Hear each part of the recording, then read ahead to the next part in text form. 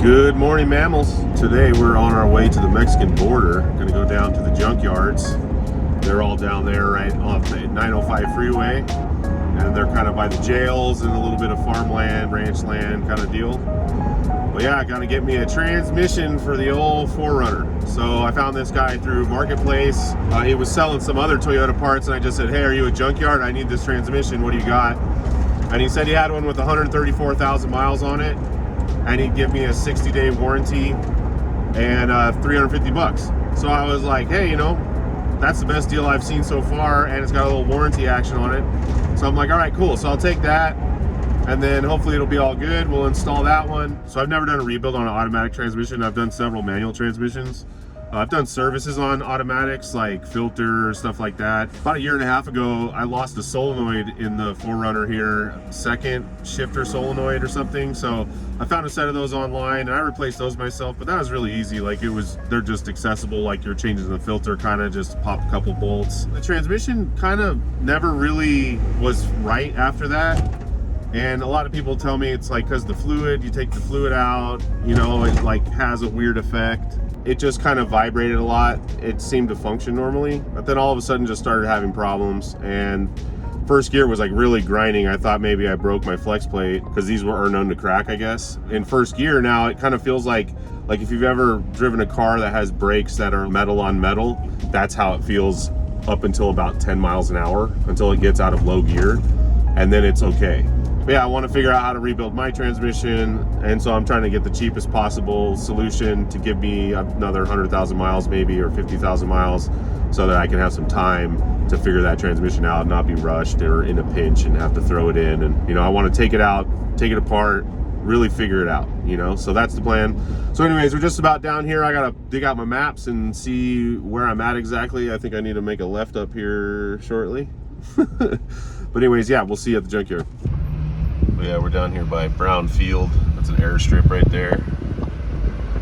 And it's really industrial, agricultural kind of zone.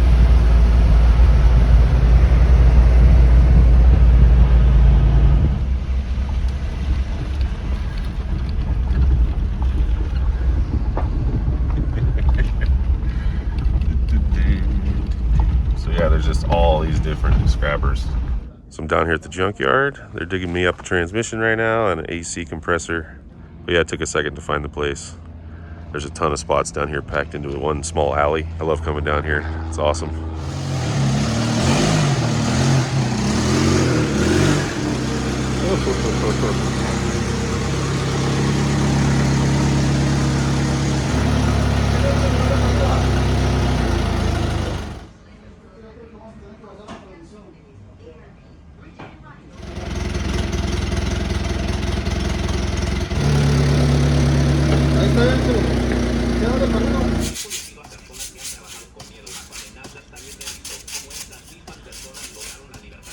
All right, so this guy noticed I'm leaking coolant and my hose is expanded right here. Pretty gnarly. So I'm letting it cool off a little bit.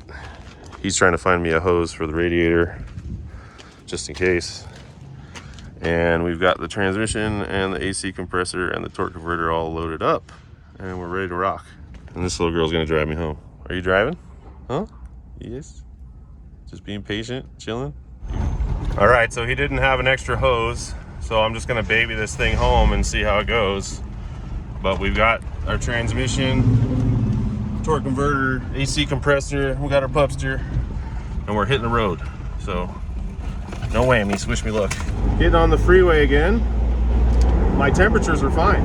So I guess it's just a coincidence. It just randomly, that hose just decided that it was gonna crap out right now. Anyways, yeah, I thought it might be the transmission making things hot, but we don't have a hot condition.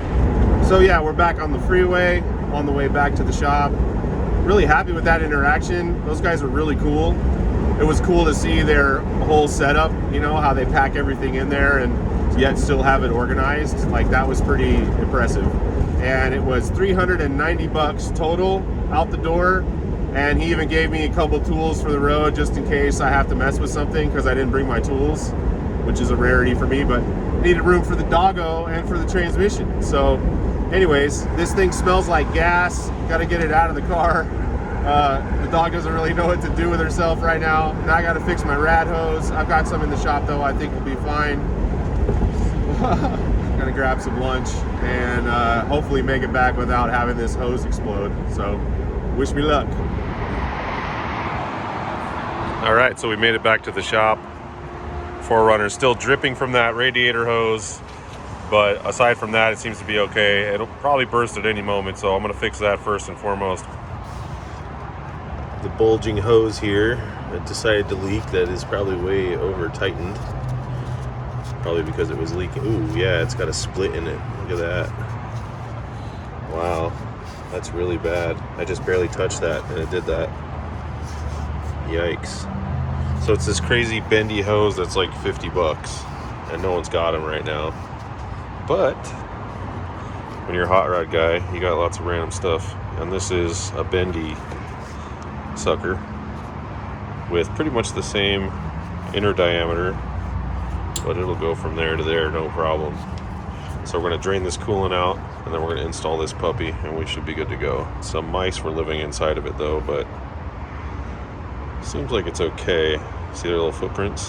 So I'm gonna blow some water through that and then we should be all right.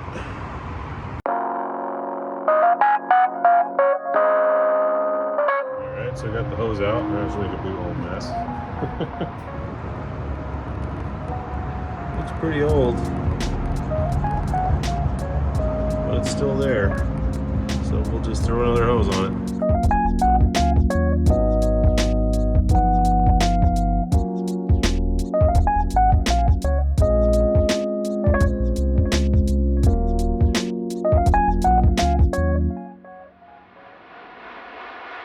All right, so I got the hot rod hose in there. Flexi hose, whatever you want to call it. Basically, it started to kink right here. So I don't know if you could see it in the time lapse I did, but this is a trick that Lance Smith taught me. So if you have a hose that isn't quite made for what you're working on and it kinks a little bit, what you do is you take another clamp and you put it on the kink. And then what it does is it squeezes the kink and forces it to go round again.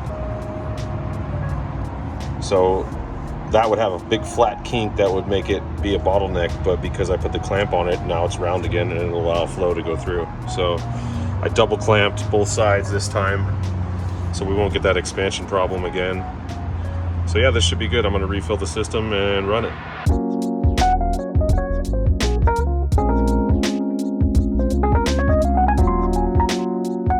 All right, so just got the thermostat open and she's flowing good, no leaks.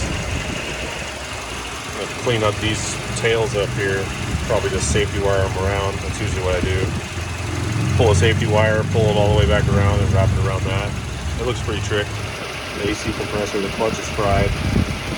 I tried to pull the clutch, the extraction bolt broke, so now I got to do the whole thing. So I got to purge the system and trying to figure out how I'm going to do that.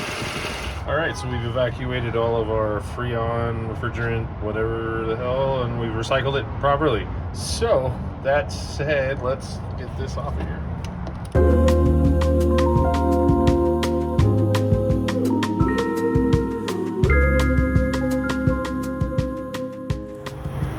You can hear it hissing a little bit. We should be all right. Let's get these bolts out.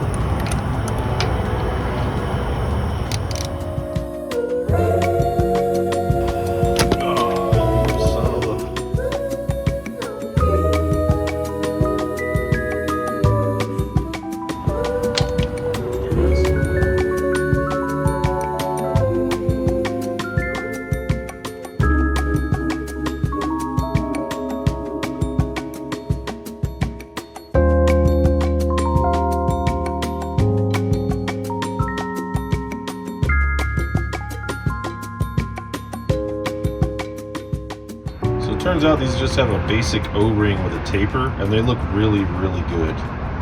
So I'm just going to throw a little bit of juice onto the O-rings from the other compressor. There's a little bit creeping out. And then just throw them in like that. I think they'll be fine. They were sealed pretty damn good. So if I have to, I'll pull another seal, but It's just a whole ordeal finding those dang O-rings. I'm not gonna just waste all this time when these might work just perfectly. So now I gotta clean up the other compressor. It's been sitting outside with the valves open, so we'll see how that looks. So this is the $40 compressor that I got from the scrapper, and it's been sitting open. So hopefully there's no critters living in there. They're gonna have rude eviction if there are. But anyways, it's looking pretty oxidized and pretty dirty. So I'm gonna clean this up real quick. So we got this thing cleaned up. It's not perfect, but it'll do. It's nice and smooth on the inside surfaces. Cleaned everything up. The tapers look fine. Clean this up a little bit. So I think we're fine. So let's go back in with it. All right, so we're back in here.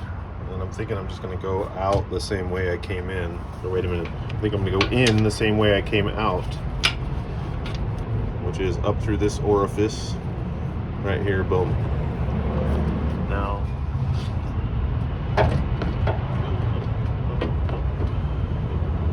do that sideways like this.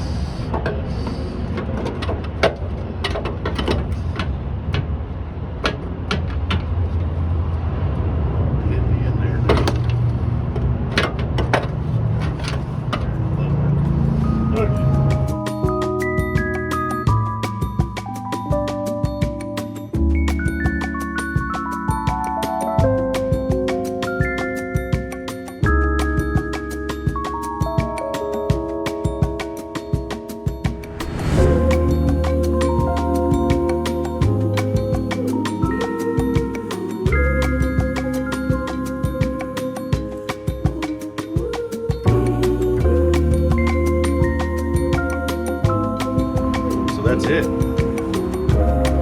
She's installed.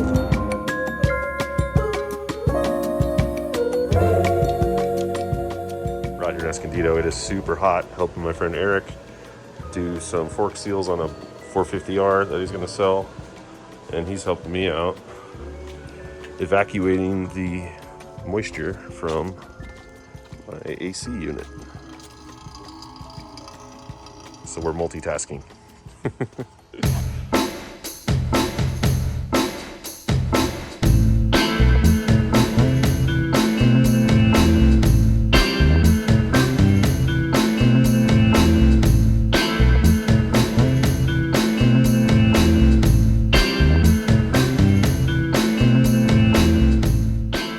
Good morning, mammals. Well, we're not ACing it up right now. It's the next day, and I just had to stop at my favorite store, the O'Reilly's.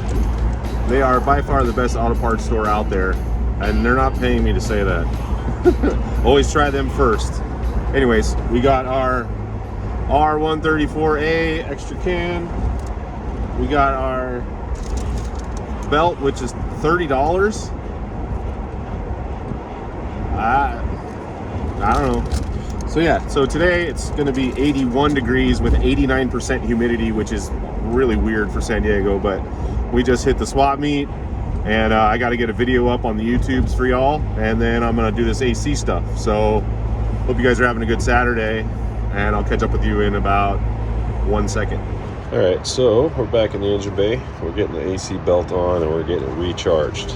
So now I got to get this belt off because it's in front of the AC belt on the main pulley down there. So I got to get this one off, put the AC belt on, then put this one back on.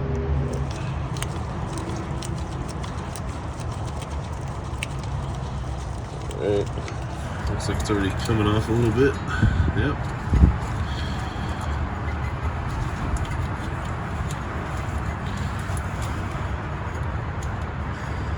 There we go. Take our new belt, squeeze it in there, look real sneaky like.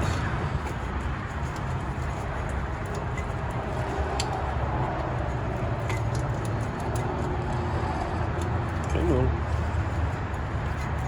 Boom. Let's get a little more tension on this outer belt again. There we go. Alright, let's tension up that bottom one first. Hello. Stop lifting my feet, Dakota. It's my fault for working in flip-flops.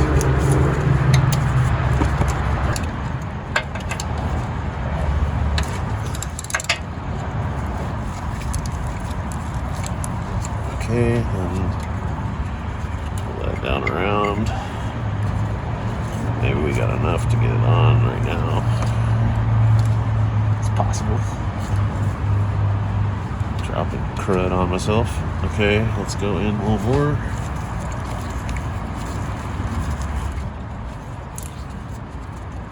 There we go.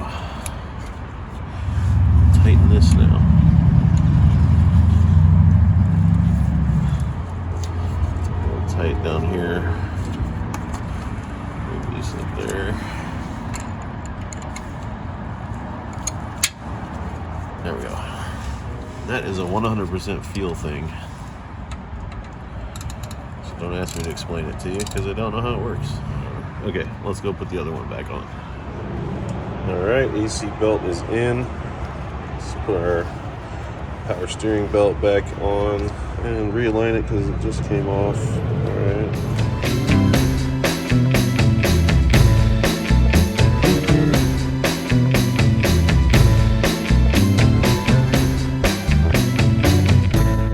Alright, so we've left these out in the sun to warm them up a bit, give them a little bit more charge. And my system is completely dry right now, so I think I'm going to put a little squirt of this in there just so there's something in the system before I just turn it on and run it with nothing in there. I don't know if you're supposed to do that, but I figure, hey, if it's got a leak, that'll tell me. So let's get set up and do that real quick. Low pressure. Low pressure.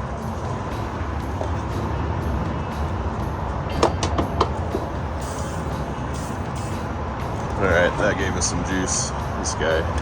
Alright, so let's run it and see what happens. Half of me says it's gonna blow up. You never know with junkyard stuff. I know I got a warranty, but yo, alright.